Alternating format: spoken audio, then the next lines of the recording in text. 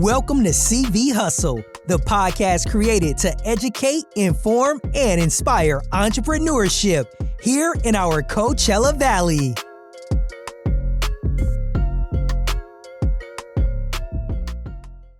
Hello, everybody. I'm Robert Mraz. And I am Phenom Mraz. And this is CV Hustle, the podcast designed to educate, inform, and inspire local entrepreneurship here in the Coachella Valley.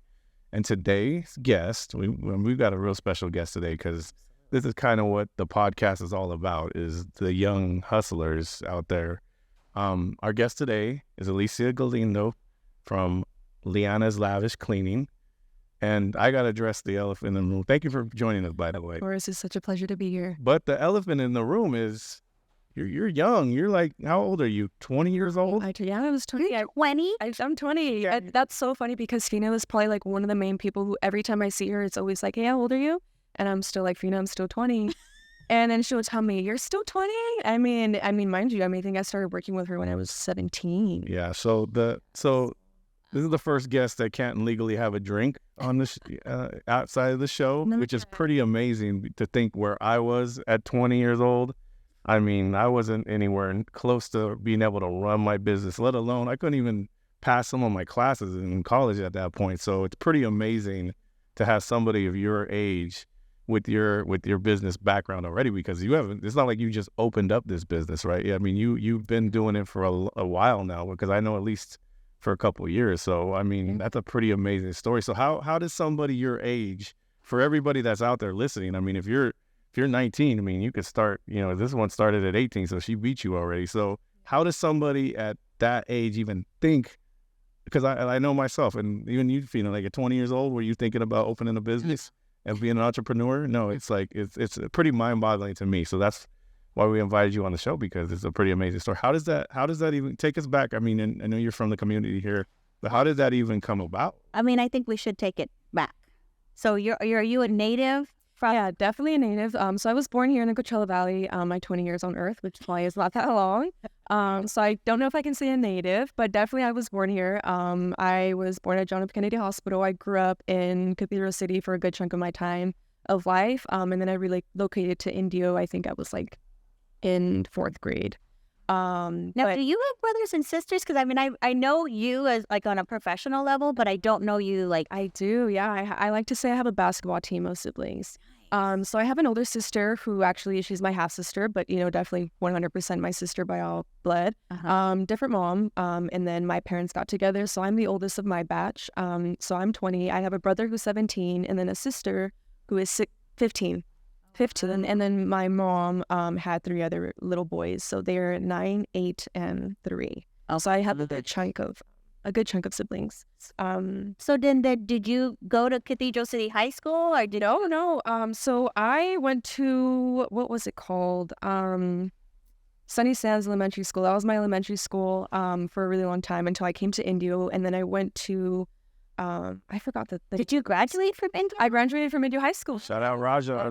Steve Raja. Yeah, you're an Arab, right?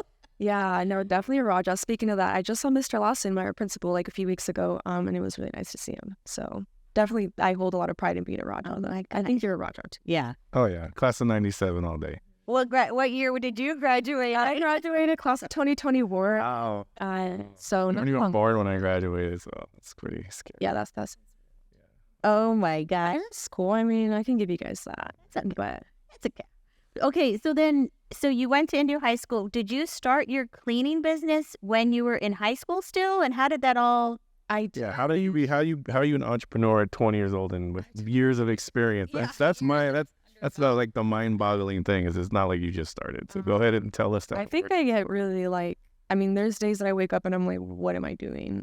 And not in a bad way, but in the way of part of me is like, yeah, I want to go out with friends or go to the beach or, live a college life. But then I'm like, no, I love what I do.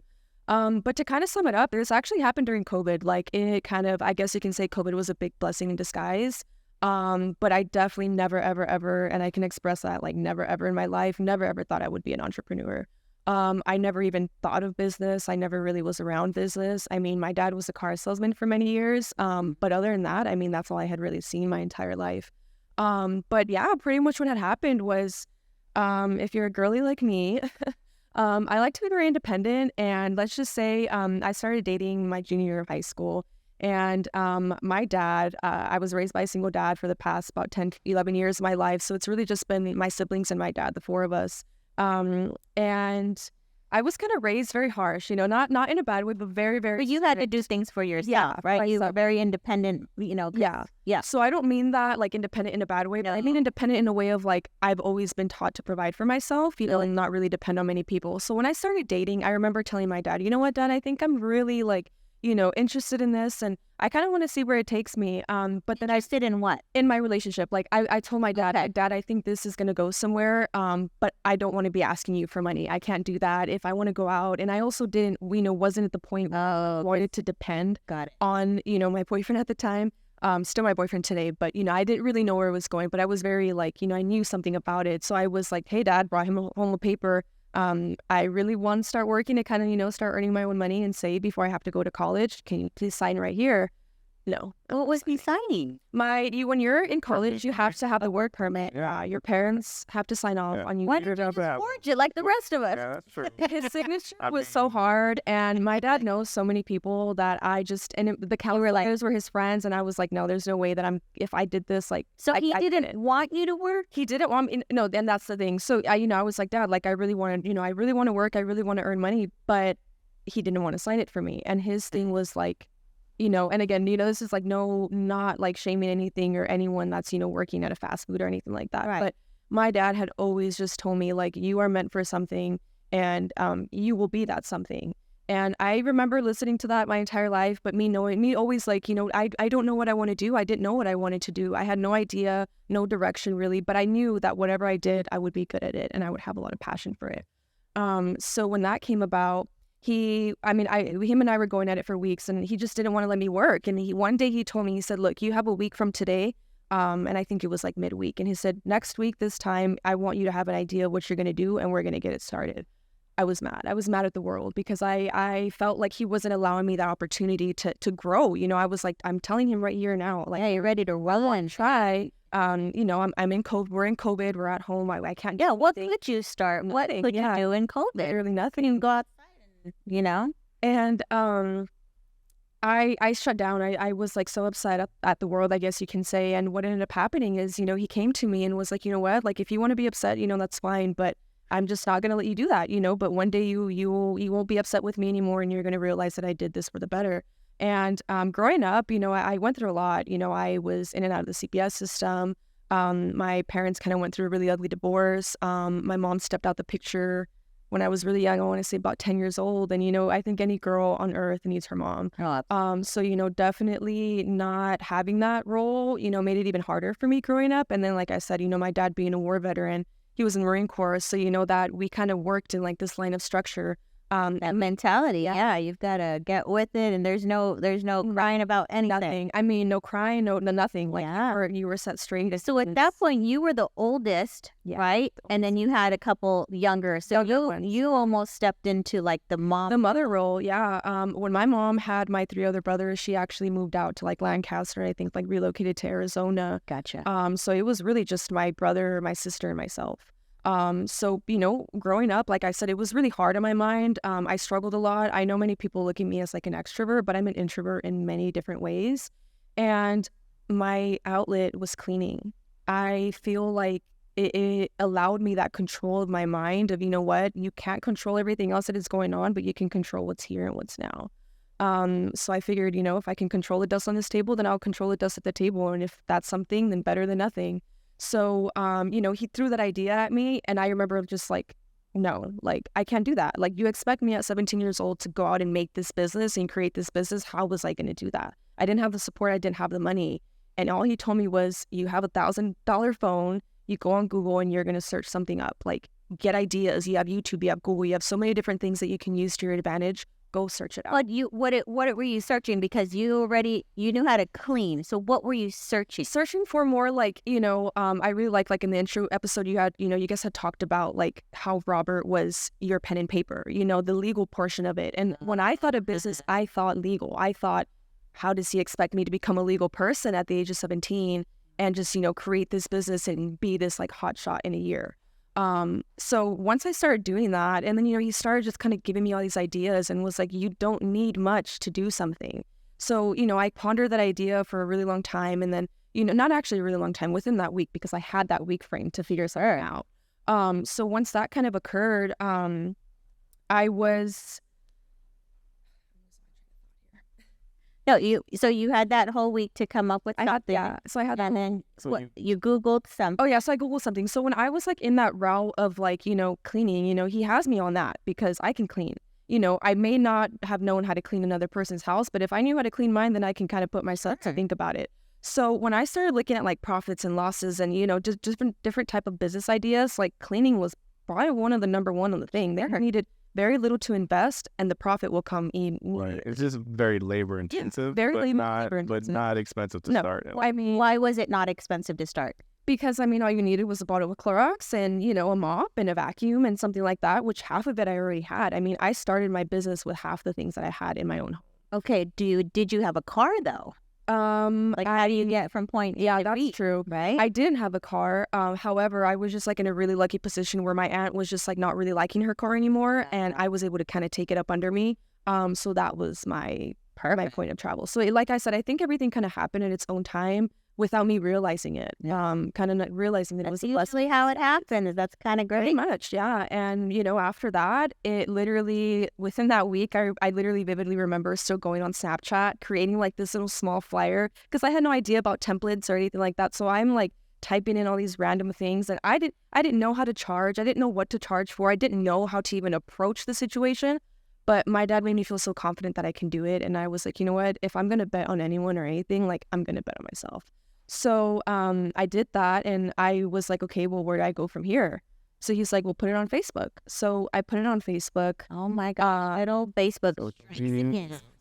And it's so fun. Pretty powerful. When friends or something tell me like, you still use Facebook, I'm like, man, Facebook is like the best thing ever. You never forget like who helped you get things started. You just don't. It's that little tender piece in your heart. You do not. And I remember being scared. I know you guys were talking about in the intro, about like, the unknown, not like literally the unknown. And I remember thinking, I'm 17 years old. I don't have a mom behind my corner that I can go cry to if I need some comfort. I have a dad that's going to tell me, you know what, you think you're crying now, you get up and you keep going. So I knew that I had no other choice but to continue going, because I knew that if I came home and tried to fail it out, I was never going to see it at it. So what did your first Facebook post say? My first Facebook post pretty much said, hi, everyone. It was kind of something very basic. I don't remember word for word, but it was my little flyer. Hey, everyone, I'm, getting started with the cleaning business. Here's the information, please share it for me. And like I said, my dad knew so many people. So I think he gave me a share. And from that share, a lady named Wendy contacted me. So I'm like, talking to Wendy and stuff like that. And she's like, hey, like, I want to give you a shot. Like, can you come clean my house? I live in La Quinta Cove. I have a 2-bed, 2-bath. What would you charge me? And that's when I was like, oh my God, I was like, I have no idea. So I started cleaning houses for $50 a piece. And you get a lot of people hiring you for I had a lot of people, and that's exactly what I think. But you know what though? I think you obviously have to give some to get some. So I started cleaning her house for $50 cash. And I remember, and I was just thinking about it the other day, like, gosh, what was the quality of my work a long time ago? I had no idea what I was doing. I was by myself in these houses. Was I doing the work right? I have no idea, But anyway, so it went from that. I cleaned her house the first time. She called me back a second time. The third time, she gave me the key to her house. And then I really felt like, wow, I'm doing this. This is more than that. And literally the week after that, I'm not lying to you, I got at least anywhere from 5 to 6 calls. Hey, I got your number from Wendy. Hey, I got your number from next door. Hey, I got this. Hey, I got that. And then I really remember in that moment, like, I think I'm overdoing it. Like, I mean, Or because were you still in school at this point? I was still in school at that point. high school at this point, right? Yeah. High school at this point. So, like I said, the plus about that was the COVID. So you weren't going to school. I wasn't in school, but I was always turned in online. And I remember, kind of constantly getting in trouble because I didn't have a camera on or I didn't have this on. And, we needed to be present. And although I was present and I was very active with school, I kind of sacrificed that. And I kind of, I took the getting in trouble for that because I once I got into it a little bit more, I realized like, maybe I can do this. And if it's going to take me to maybe miss a class, then I'll do it. As long as I finish out, then I'm good. Sure. But you were still getting good grades during this time? I was, yeah. I've always been like a 3.5 student, which is kind of an average student, but a lot of that is because like not at Indio High School. That's like you're like valedictorian with the 3.5. Something like that. Yeah, I went there. I can make fun. Yeah, you can, I guess. But no, I mean, we're growing. I keep up with the page a lot, and they're doubling. Their 4.0 students are doubling, and I can give them that point. They're great with academics now. Sports, on the other hand, is a different section. Don't even get me started. We get Don't even get me started. Bobby's going to start crying. Anybody have a box of tissue? Jeez. Were you on the football team? He coached forever. Oh, let's not go there today. Oh, okay, that's deeper. Go there. That's on the deep. No, it's a podcast. It's long form. Anyways, so you had how many clients now, and you were in high school? 3.5. At 3.5, yeah. So I was in that. During that time, I don't really remember how many clients I was juggling, but I do remember I was able to like lock in some weekly clients and like bi-weekly, and I made it work with what I needed to do with school. But aside from that, I'm a very dedicated sister, and I had to like, aside from all of that stuff, my dad was working 10... Raising kids too? Oh, yeah. That's what I like to salesman there. Salesman, you're there all. My dad was at work all day long. I mean, we're eating hamburger helper, eating whatever, but it was what it was. And I think that was the beauty of it, of, going through that process together. Let me ask you this. So did you already have like a bank account? Because we always talk about we had to go back down and get a bank account. You ain't doing nothing without a bank account. Well, do you want to talk about let's talk about the business name, right? So you had to come up with a business name, correct? And so this is a big question because it's not because your name's Elissa. My name is Elissa. Not named after yourself. So who is it? Where'd that name come from? So within that same week process, I kind of had like a very small little like, outline of, what I needed. Definitely like, the physical things like, mop, this and that. But then, my dad was like, okay, the one thing that you're going to need is a business name. But he, and as we're going, I'm telling him like, Dad, I don't want to be like every other so-and-so cleaning service or, a random name. Robert's Cleaning Service, whatever the case is. I felt like that's all I ever seen on cards and cars. And I'm thinking like, no, we have to like, put something in there that describes the service. So, as I'm thinking about that, I'm thinking, okay, well, cleaning service, in my opinion, cleaning service, just like nails and coffee, it's a luxury. Not everyone can kind of fit that into a budget, and not everyone, can, or even likes that, I have no idea. So I'm thinking like, I didn't want to incorporate my first name, so then I switch over to my middle name, and I'm like, okay, well, Liana, like, what can I do with Liana? So then when I'm thinking about that, I'm like, wait, so at one point I want to become an LLC, and so I'm like, okay, well, the L and L line up. The L's. So then I move over to the next letter, and I'm thinking like, okay, what can I incorporate here? So then I start kind of digging deeper. As it could have been luxury. Exactly. It could have been luxury. It could have been anything else. But for some reason, I thought lavish because, you're thinking of like a cleaning service and like shiny and, so on and so forth. Well, and then maybe if you use the word luxury, some people that just want somebody to come might see that word and go, oh, she's going to be too expensive. Yeah. Right. And they're actually, I think I've seen like a few cars like luxury touch or, I'm not sure. But even out at school, I see them all the time. And luxury is a very used word. So I'm thinking, I've never seen lavish in a sentence. So I'm thinking Liana's Lavish Cleaning Services. And that was an LLC within itself. So I just say, I put the two and two together, and I like it because especially like, prime example today, I got the call, hi, Liana, so-and-so, and I originally met this guy in the parking lot somewhere, and this was months ago. So he's like, hey, you're that girl, right? Like with that car and things like that. And he's like, so then who's Elissa? And I'm like, my name is Elissa Liana.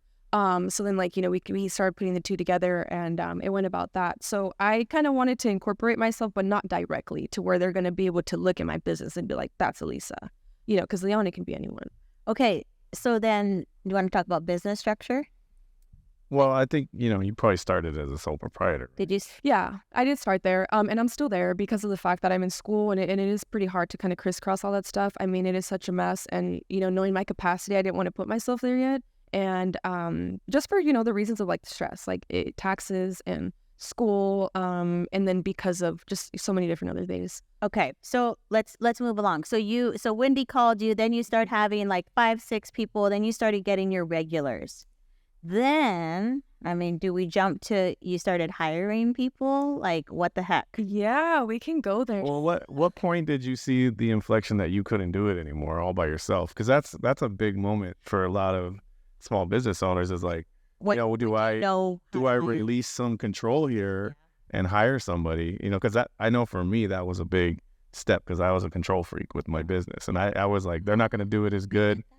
They're not going to do as good as me.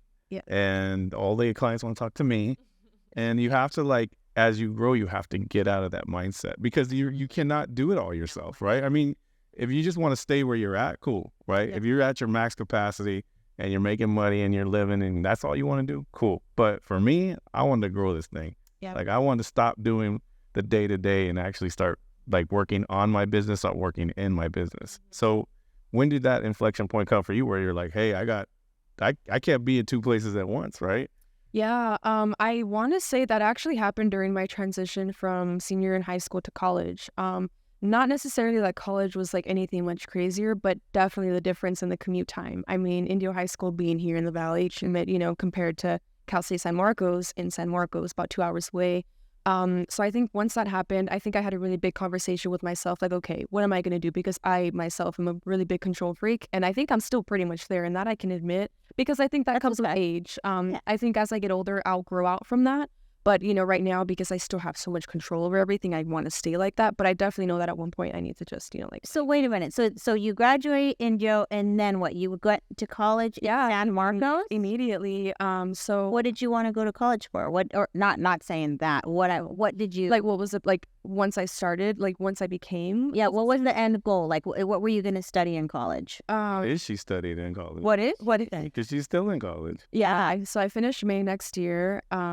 So I went in as a kinesiology major, and I'm not lying to you, a lot of that was because my older sister was a biology major, and my cousin, who is also very close to me, was a kinesiology major as well. And during my senior year of high school, I was actually awarded I think it was biology and physiology or something like that. I got awarded the science letter of the year. God. And I remember thinking I have to run with this. I know I can do science, and I'm gonna just run with it. But then I remember in middle school, I was in the med program, and then in high school, I was in the med program. So I think it was about 6-7 years total of the same thing over and over. And I think by the time I did an entire semester as a kinesiology major, I was over it. I was like, I can't, this is so boring. I don't want to do this. But that's okay. That's what you go there for. You kind of go and fill it out and go, you know what? I can change my mind. Nobody stays in the same major that they come in. It's like pretty uncommon in college, right? Yeah. And I don't know. I mean, I think Robert was actually one of the people that I spoke to, and he was definitely the one that was telling me, go for business, do something like that. You're already doing it, right? Yeah. You're already doing it. That was such a plus. But then I don't know. For me, I feel like I kind of like to look beyond that. And, if I get it, you can learn a lot, be a business major. But I also thought what if I don't end up not wanting to do this, and I'm stuck with the business major? I know I can do a lot with it, but I also wanted context on something else that was going to interest me. So I switched over to criminology.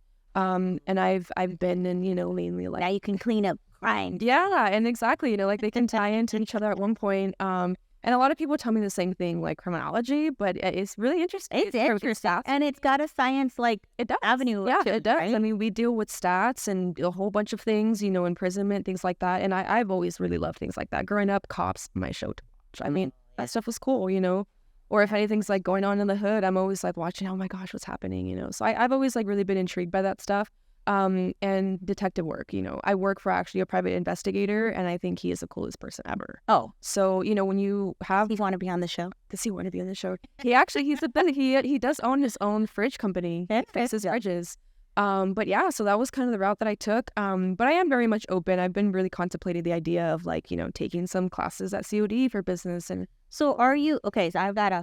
Well, I don't think you need to take classes because you're learning by, the school of hard knocks right now. I mean, there's no class, but there's no class that's going to teach you until you can get some theory behind it, but you got to just do it. And that's what you're doing right now is you're living it. You're living it. And that's the best teacher, honestly. I mean, coming from, college is great, but you got to really do it to understand the pitfalls and where all the landmines of your business are, where you can make the profits.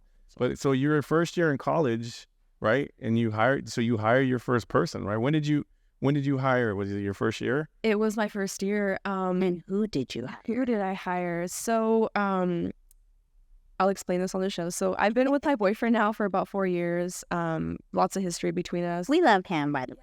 He's sweet. I love him so much too. He was the only one born here. His parents, his twin brothers, and his little brother were all born in Mexico. Didn't have any paper status. And I just remember once I, got with him and I kind of started to be, get closer to the family and stuff. Me not having a mom, in my life, she was a mother of 4 boys and she has other daughter-in-laws, but I just kind of remember having like a little bit of a deeper connection with her. And I know his mom. Yeah, his mom. Oh, wow. And I remember, at that time I was cleaning by myself, probably about almost close to 2 years. I was doing absolutely everything on my own, physically. Maybe occasionally if I had like a construction job or a deep clean, I would bring her if she had the time, but she was a full-time worker at the Sands. And I just remember, like the stress and the things that you go through during, working at hotels and, her boys, I know that they would stress about her and, she had 2 strokes. She was, going through like diabetes and stuff. So I just remember like my goal is to take this woman out of her job. And I was fortunate enough to, have enough clientele to kind of start to, navigate certain things to her. And it made me so proud because, she can speak very little English, but she's done it. I mean, she's gone out there and she's done what she's needed to do. So as I was out in college, I'm communicating with my clients, and all of them are open to the fact of like, as long as it's all in control, like she can come. I have no, I don't care at all. The quality of the work was, the same thing. Yeah, because how do you do that? Do you go with her to like the initial one and go like things like that? I gotta check your work, or I think I was like that in the beginning, but I think one thing I had to force myself to do was not be a control freak, because I need to realize too that we're all human. I mean, how perfect can one be? I mean, I know it's tough, like sometimes the hair can, possibly fall out, and it doesn't mean that it wasn't clean. I mean, girls, we shed, things like that. So, but it was just a matter of the fact of, just understanding that we were human, and, so if there was a mistake, be accountable for it and, let them know, hey, like, thank you so much for letting me know. I'll get this fixed, or I can send her back, like whatever the case was.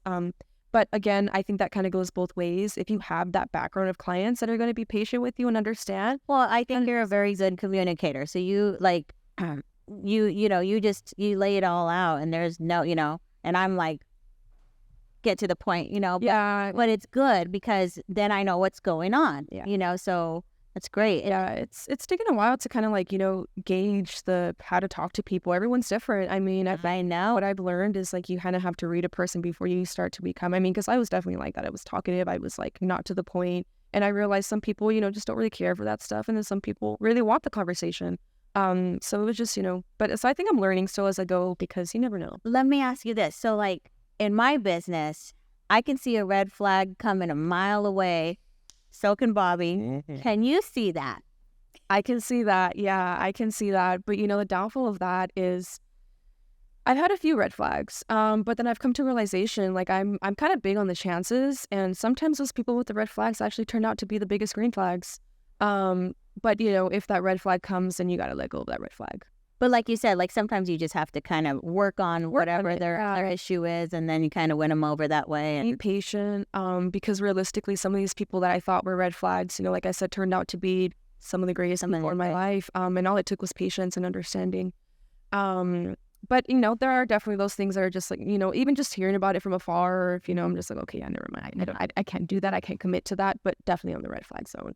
But, as a business owner, especially in the cleaning business, I think I've come to a realization too that as you get bigger in a cleaning business, you kind of don't really want to do the small homes anymore. You don't want to do the really dirty homes anymore. You want to do more of the, luxury homes, the mansions, and, the things that are going to pay you well. But just in the tile business. I mean, it's kind of the same anywhere, right? Right? Yeah. Like you get to the point where, that $50 deal, you don't want it anymore. But in the beginning, it was absolutely everything you need. But you had to take it when you started. Yeah, exactly. You have to take that when you started, because you're building your book of business. You're building your reputation. So you have to, you see it all the time. You got to start somewhere. So, you might not be making the profit that you're making now, but ultimately it's a stepping stone to every other client that you're going to get. Yeah, and that's how I see it. I don't ever like to see things, I know many people can, look at things as like, oh, I was there for 5 hours and I earned this and it wasn't worth it. To me, anything is worth it. No matter how dirty or how clean a home is. I think it's the experience, and, every cleaning, you're just progressing, you're learning new things. And I think too, I put myself in the position of these people. especially like budgets are a big thing when it comes to hiring a cleaning girl. What can you afford? What can you not afford? What about like situations where, for instance, I might have a stone floor, like, and so as the cleaning person, are you using their cleaning products? Or are you providing it? Because, right, I'm in the tile business, so I know that some cleaning agents can totally like ruin somebody's stone floor that could be very expensive. Yeah. So what do you do in that situation? To meet them in the middle, like, if we're on an agreement of like, okay, we're a weekly, bi-weekly, monthly, whatever, then I will go out my way to go buy you Bona or whatever it is that you need for your floors and keep it for you, because I feel like that's my responsibility. But everyone's kind of different. I like to be the provider. I like to provide everything, because when you think of cleaning and lavish, you shouldn't have to lift a finger. You shouldn't have to provide anything. And that's how I kind of think of it in a way. And then I think of it as like, it's my work, like people, and a lot of people always say like, please use my things, feel free to use my things. And, occasionally I do, but for the most part, everyone kind of, at least nowadays, everyone has the same, stone top. So, one cleaner can kind of do it all. So things like that. But prime example, like I have a lady who has, I think it's like a copper sink. So things like that, like she'll buy it because she knows, I'm not really too specialized in like too many things like that. So we have copper sinks, and I hate them. Yeah, they look beautiful the day you clean them. When they're clean enough, yeah. So definitely don't recommend that if you're thinking of getting a sink. Do not do that. Not recommended. So you're in college, first, second year now. Is business growing? Business is growing? No, I'm saying like maybe. What was the progression of the business? You hired your first person because obviously your book of business is growing and you can't do everything. Did she leave the sands? Yeah, She did leave the sands. Yeah, so that was, primarily like the goal in my mind, without kind of telling anyone. So when I was able to reach that point, it was kind of like we were talking about earlier, the help me, help you type of thing in a way. But she's a very valuable person to me and my business. So, as we started to grow, the days that I was out at school, she was handling cleanings down here. And then immediately when I got back, we would just, get together and just kind of start tackling all these things together on a weekly basis. People can call me crazy because I know I'm crazy, but we try to stay as small as possible. We try to stay as small as possible. Not as small as possible, but like team wise, like I haven't necessarily like gone this extent to like hiring a ton more people. What many more people do you have? So it's like family based, to tell you the truth. Like my siblings work for me. Breaking the number one rule of business. I understand that point. At least my number one rule of business. Yeah. Really? No, that's true. But I think it's because like they're younger than me and I want to guide them. It's not necessarily like, okay, they're like 100%. Giving them Well, I ain't giving no family members any more chances. No. So don't ask. No, I definitely won't go that route. But yeah, it's really just his Daniel's mom, which is my boyfriend. Yep. Daniel, myself, aunts have came to work for with and for me before. And it's like I said, just very small. It's just the matter of like time management and getting these things to work. Absolutely. Because I think if you can maximize that, then you can, stay small and make a profit, without having to go that extent of like getting 10 other people. So you're second year, third year, your business is still growing. Has it grown year over year since? So what do you attribute that to? There's a lot of cleaning companies, right? They're kind of a dime a dozen sometimes. So what separated you? Even you're not even doing this full time. You're in school half the time. Why do you think your business grew during that time? I think the number one thing that I can say, I think a lot of people respected the hustle in what I was doing. I'm very active on my social media and I like to bring people into that like deeper sense of like, this is what school is like what I'm doing on a daily basis. And I think that got me interactions. So I think that's kind of what made it a little bit different rather than just, being your typical cleaning company that, just continuously posts the same thing over and over. I kind of like, I guess you can say like intertwined my personal, history story. So you attribute social media to your growth then? Yeah, definitely social media. I can say from personal use, she was cleaning our Airbnb and then you were coming up with, hey, you need to have a book on how to work your TV, how to do this, how to do that. Like, I'm like, okay. That's the way to think about it. Yeah, right? things. So you can just tell that you love what you do. You're trying to help out, and just so I think that's people connect to that too. You're trying to connect deeper, you know? Yeah. And I think that's a really big thing too. I think the personal connections that I have with each and every person. And then I think that exactly that, the way that I care for these homes, it's as if I cared for my own home. Sure. And I think actually that's actually a really good point, because everybody else that I speak to, or if I pick up a home and they're explaining to me, I didn't, you know, this is what happened with the past cleaning company. I'm like, wow, these are really small things in my mind, you know, but it just like, it never made any sense in a way. But yeah, I definitely do care for these homes on a deeper level. I mean, it's like these homes are my homes. When I go in there, it's like half the time that people give me the ability to do what I want, because you have trust, you know, and that's what's great. You like you said, well, you gotta trust your cleaning person, right? I mean, they know more about you than you know about yourself sometimes. Yeah, I get you. You gotta trust that person. Yeah, we do know a lot before. I'm assuming you learn a lot about people. You do. I'm yeah, sure you've got some stories. With very little, and that's the crazy thing. I mean, I have clients that have started with me from the very beginning. Prime example, like, and I know I can say her name, Jillian. She is like an escrow officer. She does closing on properties. She was one of the ones who got my number from Wendy. She was just a busy mom, you know, had little kids. I said, I can't do it. This is crazy. I'm working full time. Husband's working full time. We can't do this. Like, can you, you know, do this for us? So we got her to sample what's from bi-weekly to weekly. And she, where was I going with that? So I don't know, but all I know is once you start cleaning, you don't want to go to bi-weekly. You want to go to weekly. No, you definitely want to go to weekly.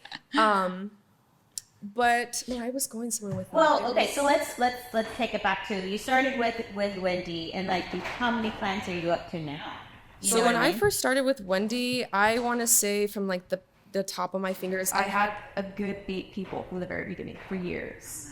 And now, because of school, I did have to kind of cut down a little bit recently. But I'm still, I mean, on a monthly basis, on a weekly basis, I put anywhere from 25 to 28 homes a week. Wow, while still, you know, being out. And that's aside from offices that I do on a Friday night. So like the dedication it's there. You want to send them, but some, and that is clean our office. Nothing like that. Boyfriend, look at you. But that's great. great. You're the real boss lady. Like, he can't be giving you no back talk. No, and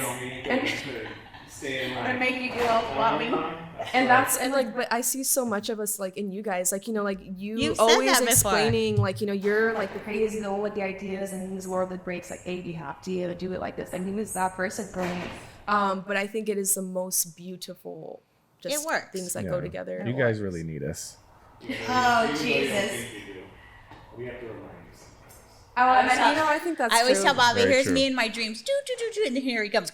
You told me that the time we were at Acrisure, right? You were talking about something, and I just hear over that going over here. As soon as I kill the unobtainable But dreams. this was a good dream, right? This It was was. the podcast. Yeah. We're having fun with it. And we hope that we could inspire people out there. You are inspiring to us for sure. I love your drive. I love your passion. She even said she was crazy. Remember, we talked about embracing the crazy. There's nothing wrong with that. Yeah, I think like being a business owner, I was like looking up something the other day, or like I was across something, but I think being a true business owner, like, you have to be yourself. Like, you can't, you know, you don't want to put on that fleece to like fit a certain, you know, category, or, you know, do whatever. I think Phena's like the great example of that. Like, she doesn't care what in the shirt, you know, it's much less the personality behind it, right? Yeah, and I, you know, literally, like, you hear tile designs by Phena, you know, you go inside the different tiles, like, that's Phena, you know. So you know, everyone knows like they're different. So there's no quality. But you had mentioned, so we talked about social media, right? And that's kind of a competitive advantage for you, honestly, right? And it's because you're young. So do you think? I talked about your age coming in here because it still blows my mind. You know, I have kids older than you, and it's like. By Phena, we'll take you out. We'll take you out. Yeah, we'll get you something. We'll get you something. July 8th. So put it on your calendar. Okay, but so you're kind of almost taking advantage of the age thing, right? With the social media, with the marketing. I mean, you're a digital native. I mean, you grew up with iPads and cell phone. we did. So we're kind of learning this stuff. Learning it as you go. You know, and I follow you on Instagram, and it's a good follow. Everybody should go follow. But she's constantly, it's all about just consistency and cultivating and stuff like that. Are you taking like kind of the Gary V approach to like just flood the market and then people find you when they find you? What's kind of your approach on that? Because I really do think it's an advantage from your competitors that help out. Yeah, most definitely. You know, I do follow other cleaning companies as well, and they're very active as well. You know, but they have cameras and things like that. So obviously the advantage of what, you know, when you need to say a school college student who kind of does this on the side in a way, compared to that. But I think definitely what you said, it's true. I don't think I even necessarily had a goal for like the social media thing. It was like, you know what, I'm kind of just going to take it and run with it. Post. And the real thing about it is like, I'm not even really like most tech savvy when it comes to editing and stuff like that. I'll sit there for an hour and I'll just edit and see how it goes. And by the end of it, I'm like, okay, it looks good. Like, let's post it. And then, you know, it gets likes and it gets shares. But I definitely think the idea of like it kind of growing on its own, it finding people when it needs to find people, I think that's kind of been like my best approach to it, because especially within the past few weeks, I've had like the growth of people just contacting me. Hey, I got your, you know, thing from this reel, or I got, you know, someone sent me your Instagram and things like that. So I definitely think like that's just kind of the You're getting sales off of I know, yeah, like Awesome. That's what it's there for. and that's, I mean, if you think about it, it's free. You just have to It put is the work free. in, right? It is It's free. It's not, if you go buy an ad, how much like it costs? you know, I looked into that too, but I'm not like I'm really. But I don't even think that it's worth doing, because you get more. Everybody's addicted to their phones now. So we got to go with the eyeballs. I mean, I think if you do pay, I mean, then you do reach a broader audience. But if you're saying you don't necessarily want to grow it even more, then maybe you don't do that. But because one of the questions I did have was, is what's too far to drive for a home to clean? Or, you know, are you going out to Palm Springs? Are you going out to Yucca Valley? Like, where do you go? Oh, hell no. Do you have a territory? I don't need it. You have a territory that you're like, nope. You're too far. Goodbye. Yeah. Honestly, I think like the farthest thing that I ever really like had was actually like probably like Palm Springs. I've had some people reach out for like Yucca Valley construction work, but I mean, I'm definitely like, I just can't do that. So you do construction work. Tell us a little bit about. Oh, construction is my favorite. I think it's like I don't know. I feel like it's just that like internal like. It's hot as hell out there. Well, I guess not in is. the summertime. It is. I don't know, but it's just something about like seeing something so messy and then something just like falls. I think like for the mind, it's like, okay, mess, and then just. So do you attribute this to your ADHD? I do. Yeah, I think I do. That's That's what I'm saying. It's like it's like Okay. our outlet, you know, like hers can be selling or talking or whatever, or putting things together, you know, and mine is success for you. It'll be never be speak about say if you ever. Not for you, but for just me. step out of the way. Yeah, Yeah, I'm not gonna for feel you. better. You guys are the poster child of using your disability to your advantage. That's right. That's I think everyone should be that. I think it's great, and it doesn't allow you to dig deeper into that issue. You know, how many people have ADHD and are like, oh, I can't do this with ADHD. You can't do it. So construction cleanup means what? So as of lately, like prime example, I've been doing a ton of bathroom construction cleanups, and it's literally like remodels from the ground up. So, you know, they demo this thing, start from the ground up, and it's like, you know, recently I just did one with my buddy over at Arnold Construction, and everything was like pretty much still put in place. I had to take everything off of the mirrors, you know, there's still like a whole bunch of trash everywhere. So you're taking like drywall chunks and putting it in the trash and then okay. For the most part, my construction people tend to be nice and they pick up those bigger pieces, but definitely like the residue of everything else. You know, like you can just put your finger. So things like that, but those are my favorite. I mean, it definitely ruins my vacuum, but as long as you maintain the thing, then it You is need a what it blower. is. I know. Right. Yeah, Forget you the do. vacuum. But yeah, I'm like a weird, tedious person, and I'll do those really weird things that people don't like, wouldn't even think of. I mean, I have people tell me all the time, I didn't even know that was there. I didn't know you could do that. Okay, so like how often would you go back to construction though? Right? Because I mean, it's gonna get dirty and dusty. Is it a like the next day. one-time thing? It Or? really depends. You actually had a buddy, I think his name was George one time. I did some construction work for him, and his house was something I went to, I think, a few times. Oh, I remember him. Because he was doing work, you know, in different shops. Oh, and he was like Yeah. He was like hardcore, and I'm like, dude, calm down. He's all freaking out. Yeah. And so I think I went back about 1 or 2 times. But you need like the bathrooms and stuff like that. Like, I'm just like, you know what, let's make it easier on the both of us. Finish the work. Whatever you don't need in the house, take it out. Let me go in it, and great. So that's what I like to do. And for construction people out there, I think it's the best thing you can do is hire a cleaner, because when you return that work to them, to your client, in like a spotless, kind of like look, people are like, how did you do this? Where did it come from? But yeah, those are my favorite jobs. You're really good at what you do. Thank you so Absolutely. So you do construction. What else? What other services do you offer? You're looking for more residentials? Are you moving to commercial? What's the? Kind of do it all, right? I kind of do it all. I've cleaned gyms a few times. I kind of just test the waters. I really don't even know necessarily what I'm capable of doing until I kind of get myself to do it. But to be fair, my first ever office job was Cia's. My first ever job was Cia's. And that's That's a big one, because Jesus that Christ, Palm that Desert floor is a showroom. bitch. Yeah, It was big. So that was my first one, and then from that I went to you. From you I went to escrow, and from escrow I went to not Ticor. I'm sorry. It is awesome. Ticor, but another real estate company, and that real estate company went to a letter tax company. The kind of just made it to me around. And I love offices. I don't. Do you like that? Because that's primarily a night job or a weekend job. Well, I think the beauty of the offices is that tax siblings. Not for the free labor or anything like that, but the beauty of being able to teach them, number one, what it takes to make money, like the sacrifice or, the hours or whatever it is.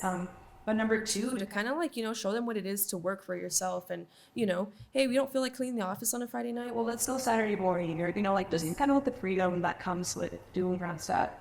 But I think the best thing about it, is being able to teach your little ones, show them physically, and just kind of being able to look back and see my siblings actually get along while they're cleaning, and let them with bowl, because growing up with siblings, it's kind of tough, Well, that's great. You're an inspiration to them as well. So that's I hope pretty so. Cool. Yeah. I hope so. So where do you see yourself? Where's the business going? Like, what's your long-term plan for this? Have you thought about that? I mean, you're so young. It could go like so many different directions. Like a friend told me, I could take care of myself, let alone business. Like what? Like, would you sell the business? Well, I mean, what have you thought about? Have you thought about the end? I mean, I've had some thoughts and ideas, but obviously, I have to remember I'm in college, I'm getting a degree. I know that I can come back and not use a degree, but still get here. Yeah, exactly. But, I feel like I can also still use it, for something, or, like whatever the case is. But like I said, I've always had that touch or that liking for kind of law enforcement. So, I mean, I've kind of really been up in the air about okay, 4 years, that's more than enough time. By the time I'm done with school I next year in May, 4 years is more than enough time to establish what I'm looking for.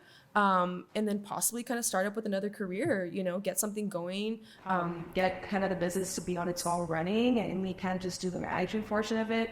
Totally. That's like he said. That's the best way to do it, because it makes your business worth more. Because It if really you does. Step away from the business and instead of profit. That's the best thing ever. Where you want to get. That's where honestly where you want to get, and that's me and her had to come to that realization the hard way. It's like, What if you will get hit by a bus and the business is over? It's like, no, it's gotta be. If you have to at one point teach someone, something that can, take care of it, your staff, you guys can go places, travel, and feel comfortable with okay, my business. Oh yeah, we can leave, on vacation for 2-3 weeks now and be like, And I have stressed. Yeah. that never was the case before. I think we took our first 2-week vacation this year since we started both the businesses, because you just can't leave. And it's not necessarily that you can't, but I think being control freaks like ourselves, I think it's a matter of if I'm 50 hours away, what's going to happen if I can't be there? So I think it's the overthinking, and I think that's kind of what gets me too. But yeah, I mean, I definitely think my goal is to, I did tell my people, when I'm done with school, I do want to dedicate an entire year and give 120% to my business. I give that percent all the time, but because of the fact that I don't have any outside room anymore of classes and meetings and school days and stuff like that, I can actually 100% be dedicated to growing another year, bring in as much work as I want, and then kind of start that process. great idea. And I'm always open to, something else and more money and more, different career and, kind of testing the waters with something else. So that's been up in the air, but at the same time, Yeah. So you could be like a cop and with a cleaning business, and you could like roll it into your marketing. Like you want this cop to come clean your house, super safe. I see that marketing campaign already. That's awesome. yeah, I've already, had conversations with like the sheriff's department. So I definitely would have to do 2 years, on foot basically. But I'm up to do that, to get to a detective position if I really need to. Yeah, and then your business will boom because everybody wants a cop to come and clean their house.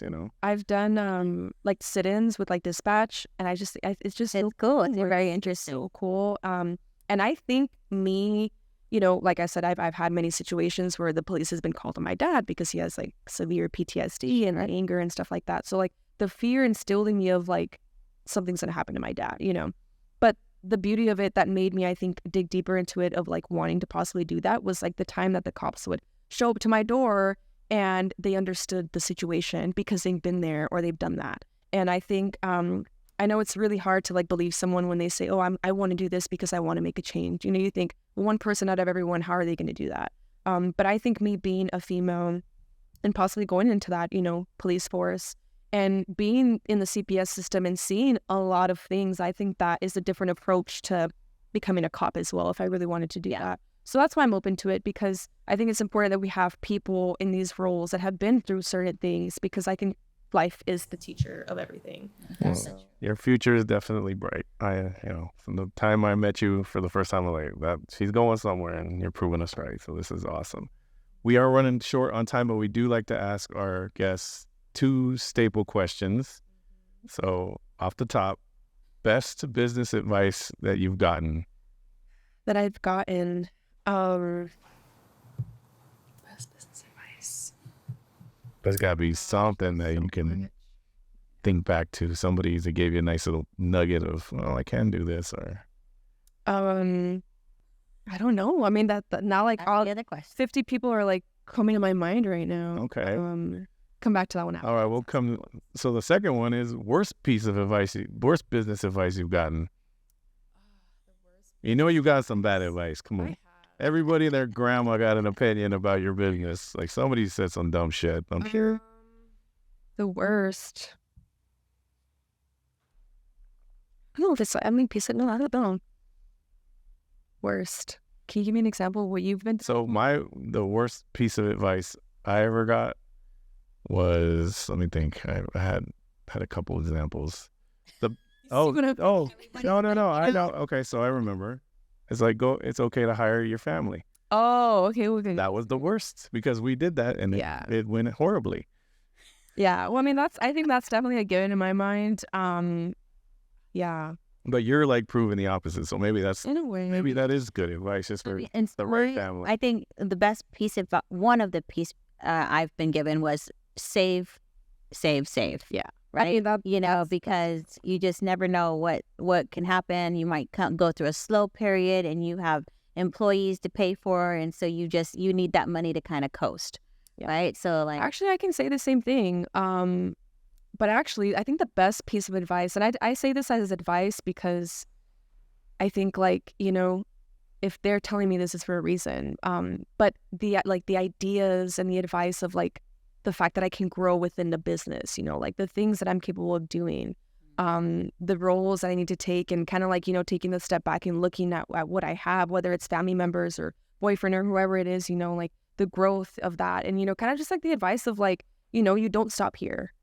You need to keep going, like, especially with like going to college and, coming up short of finishing it, use it to your advantage. And I think my age, I guess you can say, has been a big piece of advice too. Like, big advantage. You're 20, like the best thing I can tell you is use that, use that. Yeah, you have a lot of energy right now. Well, use that energy when you got it, right? Let's build something.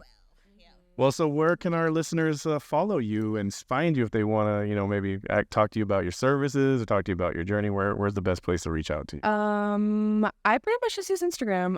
It's going to be pretty much exactly like the name of my business. It's going to be Liana's_lavish_cleaning. I have like a little black logo with a little house on there. And I want to see like my little thing for it is like live the lavish life or something like that. So you'll find that there. But yeah, I'm pretty active on there. So if anyone wants to give me a follow, I love to have conversations with people about anything. I've met so many people through Instagram that I had yet to meet in person. Yeah. But I think I love that part. So definitely on Instagram. That's mainly my main thing. Okay. At one point, I'll get to the point of like, you know, a website and stuff like that.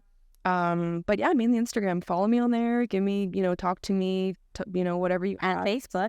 And Facebook, yeah. Yeah. It is linked through my thing. Through there. Oh, But same thing. Zuckerberg owns it all. Yeah, it's all myth. Does. But yeah, I would recommend following her, especially, you know, if you're thinking about getting into the business. She's doing the social media correctly. So that's a big advantage. If you're younger, you have a distinct advantage. So give her a follow. So, and all you high schoolers out there, you better get going because Alicia's on it, man. She's on it. She's already out there doing the CV hustle and doing it big time. So Yeah, and I mean that in every way possible. Like, just take that idea and run. I mean, I don't care if you're selling bracelets or necklaces. Like, you know, something is something. Doesn't have to be cleaning. I think cleaning set me aside because who wants to clean? Right. So I know it can be more competitive when you're kind of in a business of lashes or nails. You know, there's so much that in the valley, but you can still set your sight. You are your own person. So not like that's what I took away from my owning my business. You can walk into a million tile stores, but nobody's is going to look like mine because it has my touch. And that's what people need to realize that out there. So nobody's going to do it the way you do because you are you. So it's just great. And then, yeah, I'm a friend too. Like, I'm a friend on the side, guys. Like, I go out to dinner with my clients. Like, I'll go see movies. I go over for like, you know, family things, you know, holidays. So I have a deeper connection with the people because I really love what I do. But yeah, take that idea and run. Do not give up. And even if you feel like you have no support, I mean, you know, I was lucky. I mean, I had a great support system and I still do. Yeah. But I think us as business owners, I think we all run into that patch of like self-doubt and like, I don't want to do this anymore. I just don't, you know, feel like it is what it is. Never felt that way. No, I'm Never? just kidding. I'm just kidding. You know, yeah, No, it no. happens. But yeah, no, you know, just keep it going, you know, just take it and run. And if you don't have anyone that believes in you, well, then send me a text and Do something. Awesome. Well, thank you so much for coming. We truly appreciate your time and learned a lot about you. And she's the epitome of CV hustle right here. A young entrepreneur, sky's the limit, locally born and bred. Hey, she can do it. You can do it. All right. then we can do it together. That's right. thank you. Thanks for joining us today. If you found some value in this, please like and subscribe and follow, and we'll see you next time. Yay. Bye.